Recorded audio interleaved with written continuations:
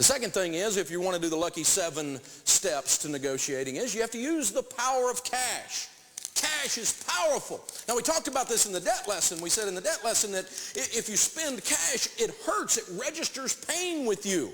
And it causes you to not want to spend it. You carry Uncle Ben around a little while. It's like, Uncle Ben, he's part of the family, right? I don't want to lose you. Stay with me. You know, and it hurts, so it makes you stop and think, doesn't it? And that's one of the ways it saves you money. But it is a good negotiating tool, because when you hold up cash, cash is emotional, isn't it? You just kind of walk around the store going, I'm thinking I want a deal. And the other thing when you're using cash is it's very visual. Now, my wife Sharon, she doesn't like all this stuff. It's too confrontational to her. She's like, you embarrass me. That's just one of the side benefits of doing all this stuff. So. Cash has immediacy. If I walk up to you and I'm getting ready to buy something and I put down 10 $100 bills and I say, I'm going to make you a $1,000 offer, you're not going to worry about whether my credit card's going to clear. You know, I don't have to talk to my bank or pull my credit bureau report. It's a deal. It's immediate. It's a lock. It's visual, it's emotional, and it is a happening thing. If I lay it down there, I'm going to get a deal, period, that way. Well, I'm talking to the manager now, at the appliance store. Same thing, I'm trying to buy a television. I'm going into one of these electronic stores, and we all know what they are, and I'm standing there going, I want a deal, look into my eyes. And he's going, well, Mr. Ramsey, we're a retail establishment, we don't really negotiate here. I said, yeah, well, under what circumstances are there bargains? Well, sometimes, we have an item that's a display item and we have an open box special, so open a box. Right? Well, I just don't know. I don't know. Are you sure? Because if we don't do a deal here, then I'm going to have to go see if those other people really have the Best Buy. You got to have some fun with this, people. You got to have some fun with it. I remember one time several years ago, our kids were small and we were busy running around, and I did the unpardonable sin. I forgot Mother's Day. Yeah, you know how bad this is. We go to church and they're handing out roses to all the women. I'm going, what are the roses for? Oh, no. Oh, no. So we're walking up through the parking lot after church with the kids in tow, and I'm going, honey, the kids and I have been talking about your Mother's Day gift, and we've just decided whatever you want, we're just going to go get it right now. And she's like, you forgot, didn't you? Uh-huh. So whatever you want, we're going to go get it right now, right? And so she said, I know what I want. She said, we've got that old beat-up washer and dryer that we've had ever since we got married, and it was used when we got it, and we have to kick it to make it run. And she said, I'm sick and tired of that. I want a brand new top-line washer and dryer. And I said, okay. I'm doing it in my mind. I'm going, how bad did that be? That's like $500, $600, $700. It can't be this bad, right? And so we go, and I said, okay, we're going to go down and look at the scratch and dent store. She said, you didn't hear me. I said brand new. You're going to pay, Bubba. So we go into the store, honestly, truth story, went into the appliance store, and she walks in, and she walks down the aisle past all of the others and walks down to the end and says, I want that one. She had been there before. She had been planning this. I go down there and I look at it. This thing, it makes sandwiches at halftime. Who knew a washer and dryer could be this expensive? I'm looking at it, and I put them all together. We sit down with the little guy at the little round table, and he's seeing the kids. It's Mother's Day. He knows he's got him one, right? And this is going to be a hard negotiation. This is going to be tough. And he says, yeah, he says he adds it all up, taxes, title, delivery, everything is like $1,298 actual dollars. For a washer and dryer? You're kidding me. And he went, no, sir, that's how much it is. And I said, well, actually, I don't have $1,298. But what I do is I have 9 of these. 1, 2, and she kicked me under the table. 3, 4, 5, 6, 7, 8, 9. I laid 9 of them on the table. I said, 9, that's all I can do. And he said, well, I can't do that. And I said, well, who can? He said, well, that would be the manager. I said, talk to the manager. She kicked me again. He walked off. She said, you don't need another seminar story. Buy it.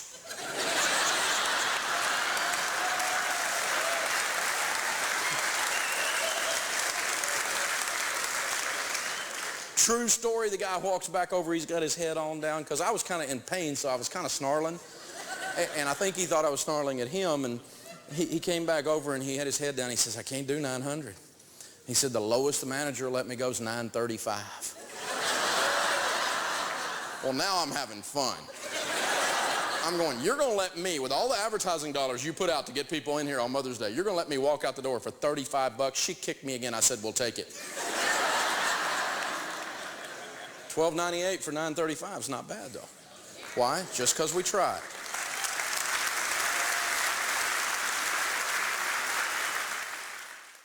I've got a quick shopping tip for you, a little bit of bargaining wisdom, if you will.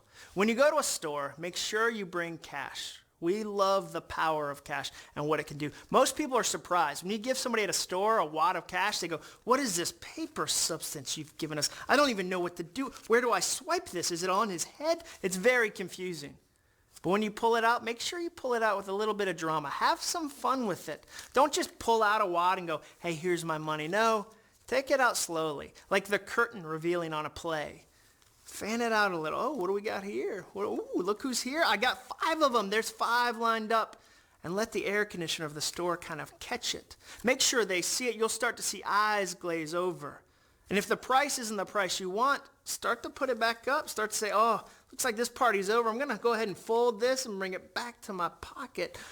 The slower you do that, the faster the price will come down. So remember that.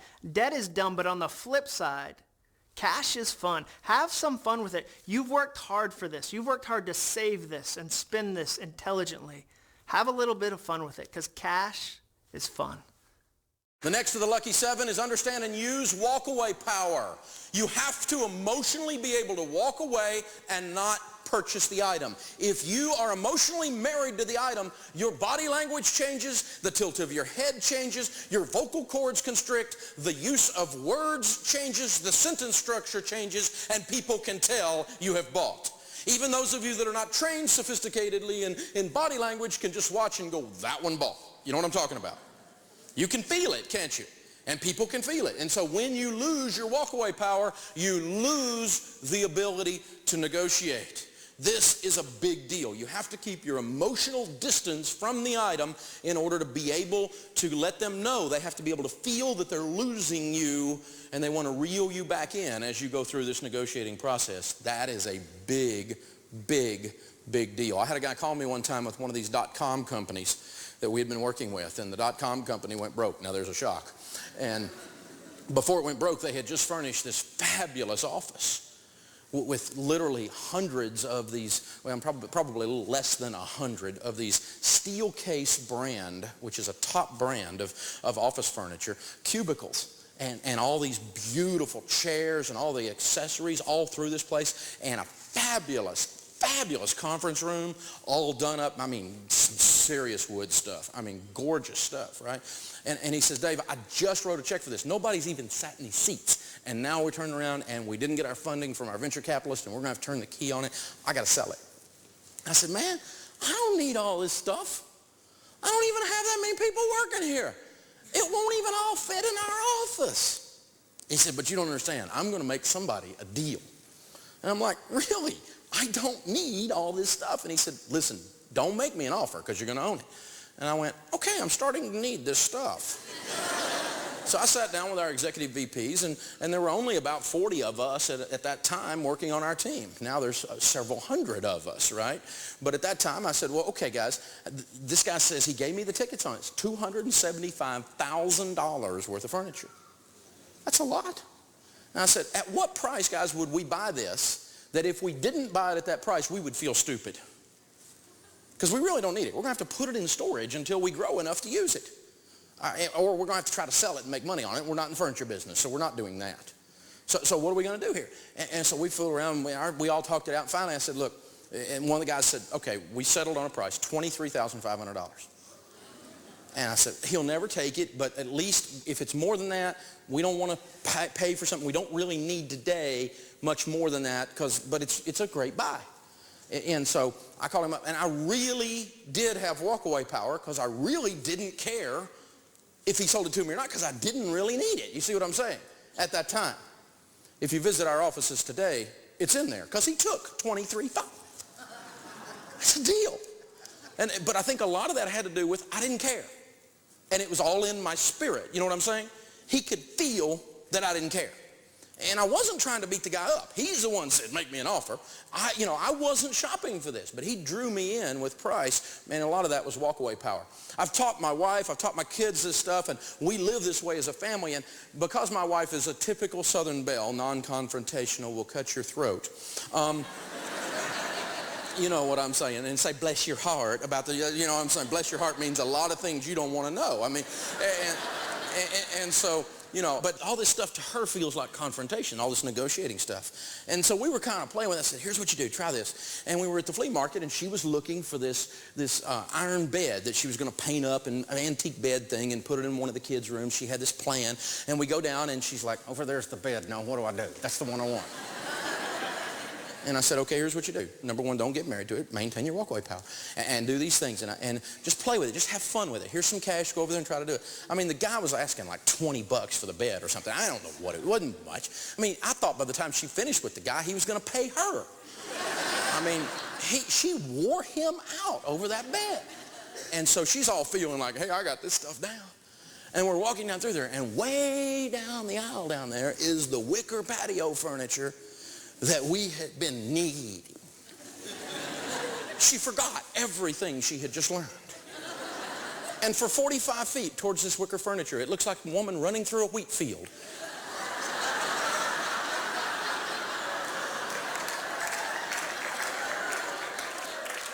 Her body language, you know what I'm saying? The way she walked up to it said, you got me. And then she caught herself and stopped and said, oh, no, I need a deal. And by now the guy's just grinning going, there's no deal happening here. We had to completely walk away from the furniture because there was no negotiation based on the way she walked up to it. You know what I'm talking about? This stuff, you have to maintain your emotional distance, your walkaway power. She's 21 years old in Beaumont, Texas, a junior in college. Hey, Nicole, what's up in your world? Not a whole lot. I actually was hoping you could help me out. I've never bought a used car before because my parents always leased new ones. So I'm wondering, what do I need to look for in a good used car? Really good question. Well, one thing you want to do is take it to a good mechanic and pay to have the oil changed and pay to have the car inspected when you're looking at the used car. The second thing, depending on how much you're paying for it, of course, we're going to pay cash. We're going to do it the Dave Ramsey way. When you're paying cash for a used car, your primary goal is to get quality transportation. Your secondary goal is for it to be cool. I'd rather you buy something that is kind of ugly and you might need to give it a name because it's that kind of car, but you paid cash for it and it's got low miles and has a lot of life left in that particular car. Lastly, you always do your research. You do lots of research on what the value of the car is before you go buy it.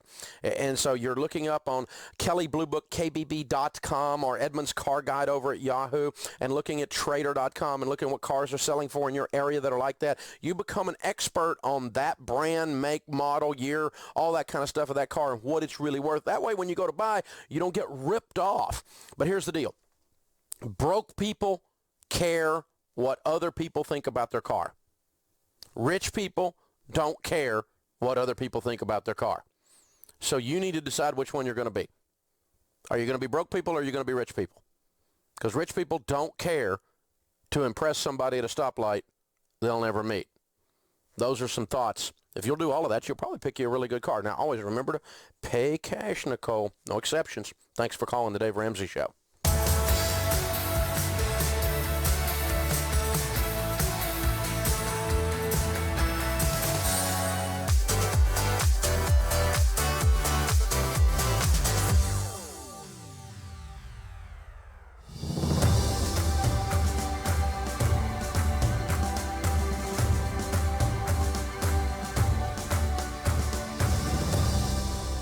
The fourth one is shut up. talk too much. Somebody says, I'm offering $5,000 for this, just nod and smile.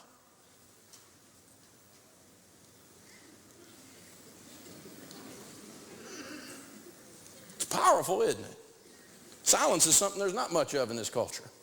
I mean, you don't have to be unpleasant. Just look at them, and they'll start looking around. They'll go, okay, I'll take $4,500. They'll start coming down on their price, and you hadn't done anything but grin. The worst thing was I went on this used car lot one time. I was just out kicking around. I was having fun. Saturday morning, I'm out cruising around. I saw this little Jeep, and I thought, that little Jeep looks kind of cool. I pull up, and I get out of my car, and I'm looking at the Jeep, and I thought, I'm going to try this just to see how far you can take it. And it was really uncomfortable for me because I took it a little too far. I mean, because the guy's coming around, he comes out, bounding out of there, he's talking. He's been in the coffee, he can't shut up. And I'm just standing there looking. And he says, how you doing? And I said, never said a word. Just kind of, I acknowledged him, but I thought, I'm going to see what happens if I just say nothing. And I'm walking around it, and he says, yeah, we're asking $5,500, but the manager said for us to get some stuff sold. I bet you I can get you a deal on this. I'll bet you I can get, I think I can probably, right now, I could go to $4,500. And I'm just standing there.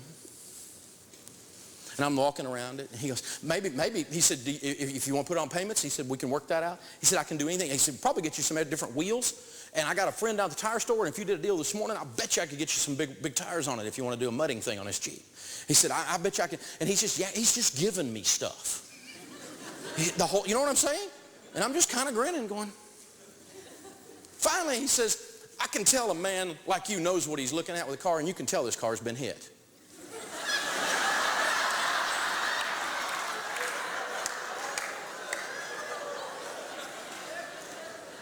If you'll just be quiet. It was an uncomfortably long silence. I was almost rude to the guy. But it was amazing. He just kept,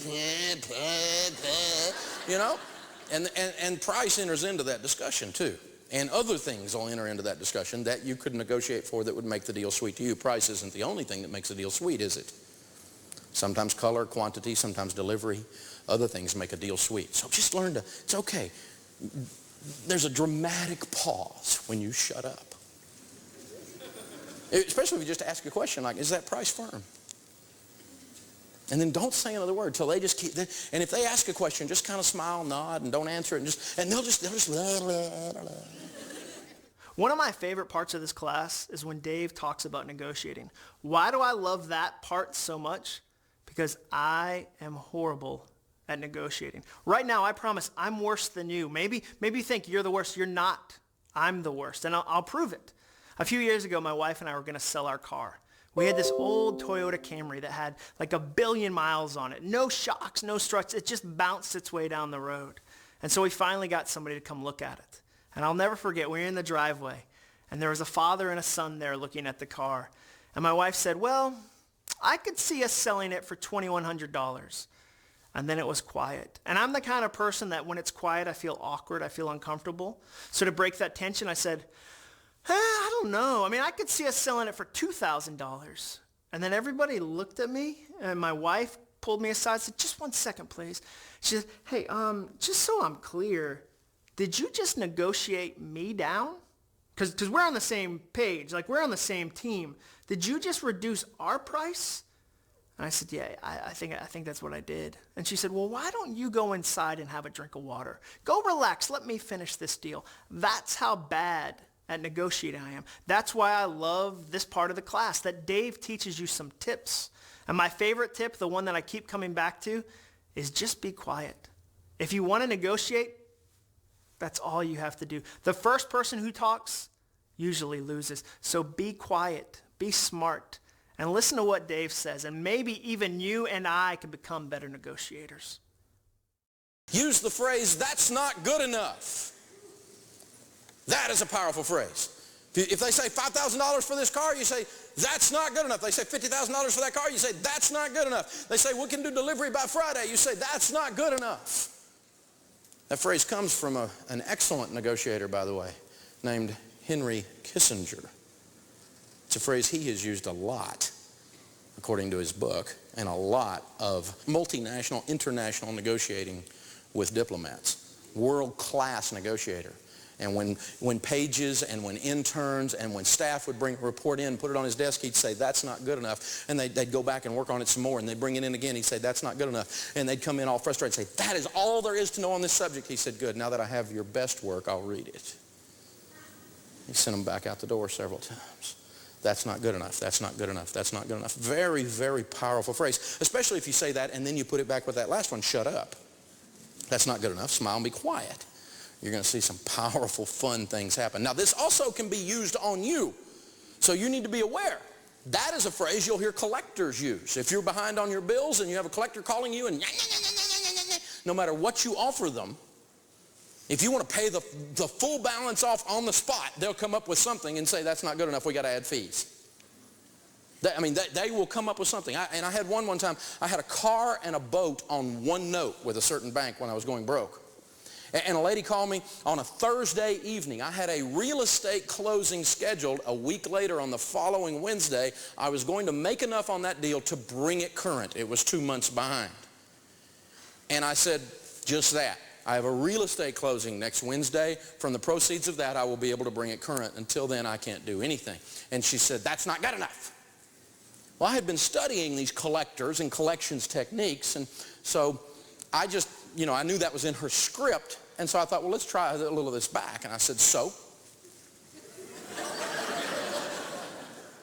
Well, that wasn't in her training. And so she just bounced off the walls, went crazy. We're going to come pick up the car. I said, you're going to pick up the car over 4 days discussion. We're talking about 3 business days here. If you want to pick up the car, I'll have the keys ready. What day would you like to get it? Would Friday be better for you or Monday? What? You're just going to? I said, lady, I can't manufacture money because you've learned a technique in your school that says that's not good enough. The money will be here Wednesday. If you want the car before then, you can come get it. I'll hook the boat up for you. Because, I owe you guys about like $9,000 more on the pair than they're worth. Come get the stupid thing. I'm tired of you. Well, Wednesday, I guess I said, well, maybe that's not good enough.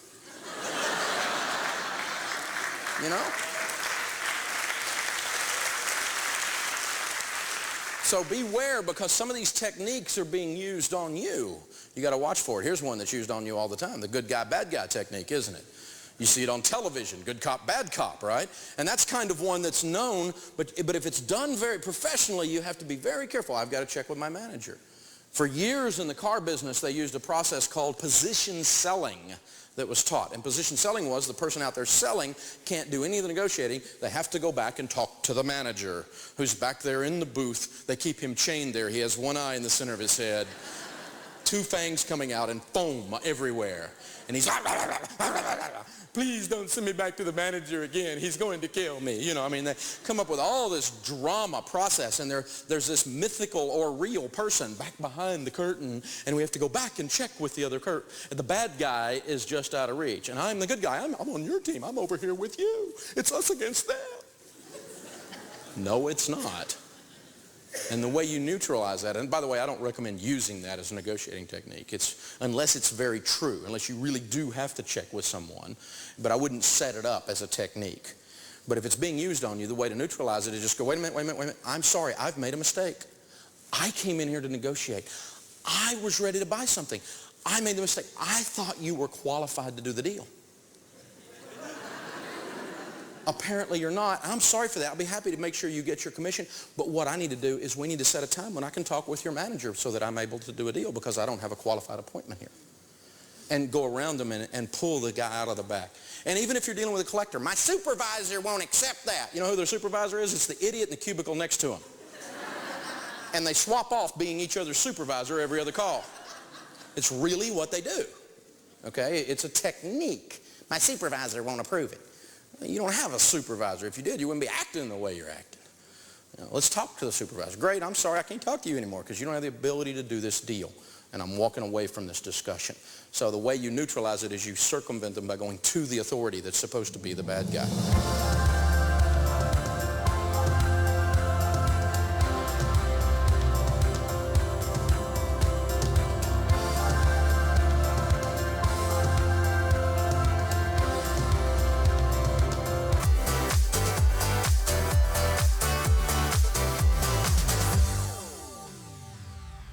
The The last one is the if I takeaway technique.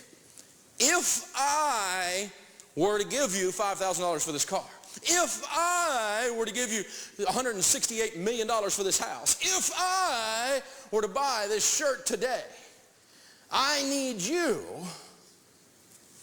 and you add something. You pull something else in. You take, if I close on the house by Friday, the only price I can give you is this. I'm ready to close, it's cash, and I can close the deal by Friday. We're ready because we're cash buyers. I can do it right now. I don't have to ask a mortgage company. All we got to do is run title, and we'll close that sucker Friday. You have a deal. But if I close it by Friday, this is the price. If I had a friend of mine used to buy investment property, and he used this all the time. He would walk through a home that the people were selling, and they appeared to be desperate to sell, and he would look for the item that was out of place. It was an item of pride that they obviously liked. I mean, they're living in a dump of a house, and they got a $40,000 bass boat out there, right? Or they're living in a little dump of a house, and they got an $800 refrigerator. You know what I'm saying? And it's something that's out of place. And he would say, well, you know, I see that you're asking, I don't know, make up a number, $100,000 for this house. And I can buy the house for $100,000, but if I do, you're going to have to throw in that bass boat. And people go, oh, no, I can't throw in the bass boat. That bass boat, you can't take my bass boat. That's my baby. You don't want my baby. I can't throw in the baby with my house. And so then the way he turned it is they would say all of that, and he'd say, well, if I don't take the bass boat, then what else are you going to give me? We're going to have to come off on price. As if he ever had the bass boat. See how the deal works. So if I do this, if we move forward in this way, then we're going to add this to the deal. I'm going to get a little better deal. I'm going to get a little another nibble in there. The second key to opening the door to huge bargains is that you must have patience. I got to tell you, this is my hardest one. I do it as a matter of discipline, but it is not my nature to have patience. My wife can have patience. She can wait.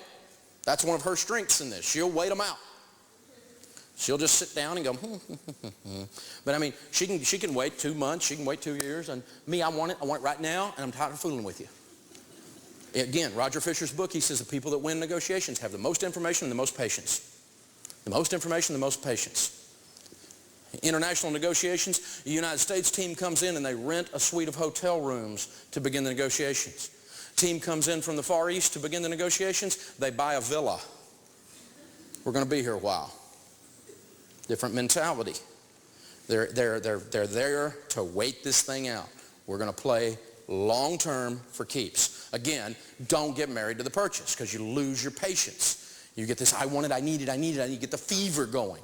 And that gets you into a big mess. Back when I was in the real estate business, I had a young lady working for me, and she and her husband were looking for their first home. And they didn't want just any home. They wanted a home with some acreage, and they wanted a certain design of a home.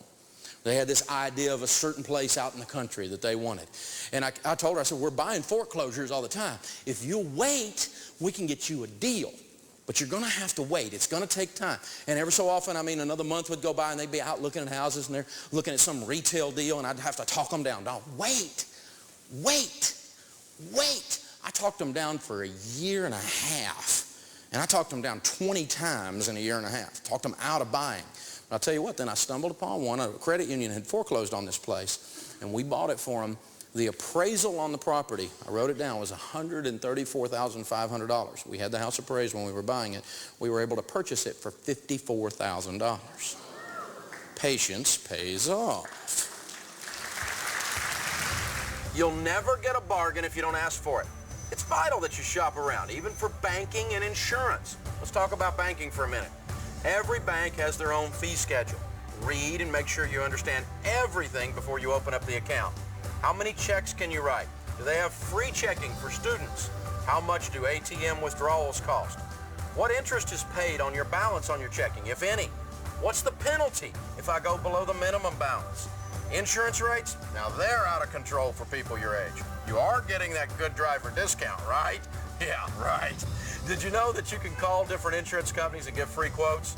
Don't assume you're getting the best rate. In fact, it's a good idea to call for quotes every couple of years, even if you're happy with your insurance. Ask them what discounts they offer. It might be worth buying the club or something like that if you end up saving money. If you don't want to change companies, ask them if they can match the quote from the other insurance agency.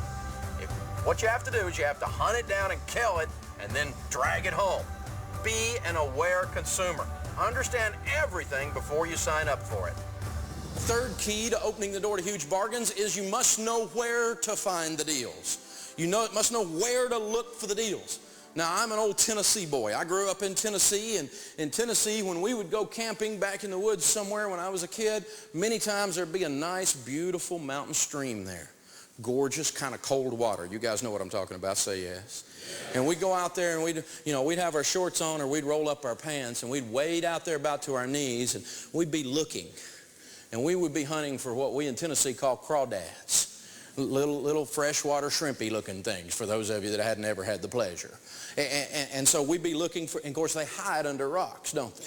And so you'd turn over the rock, and the current of the stream coming by would move the silt away that was stirred up when you turned over the rock, and there sat the little guy. Now, when you first start doing it, you grab him behind the pinchers, but if you're really cool later, you're a real man, you just grab him and let him pinch you, you know? But after doing that for a little while, even as a little kid, 8 or 10 years old or 6 years old out there, you'll begin to say, hey, that rock has something under it. That one won't. And you can kind of identify by the way they're sitting there on the other rocks whether or not there's probably a crawdaddy under there that we're going to be able to get or not. Bargains are the same way. They lay in certain places. The rocks look a certain way. And as you begin to get a nose for hunting bargains and you live your life looking for bargains, you'll start to go, oh, there's one over there.